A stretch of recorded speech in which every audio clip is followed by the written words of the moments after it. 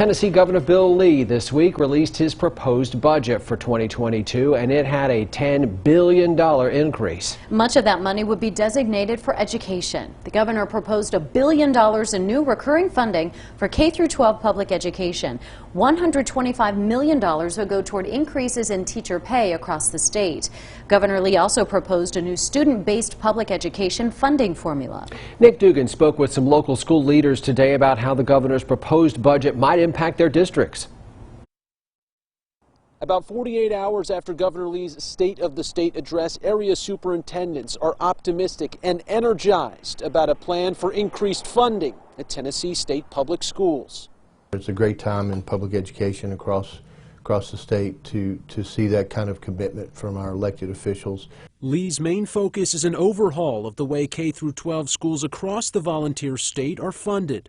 A formula that prioritizes the needs of students above all else, and that pays particular attention to students with disabilities, and to low-income students, and to rural students. Needs that Director of Unicoi County Schools John English and his educators know very well.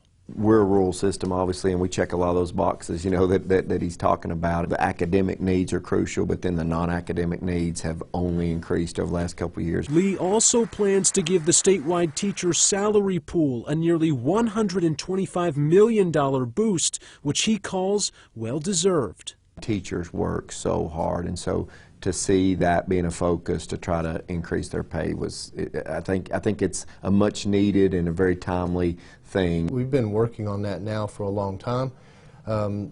We know we still have a long way to go. All the proposed increases and dollar amounts make these school district leaders hopeful, but they know hope won't increase their school budgets.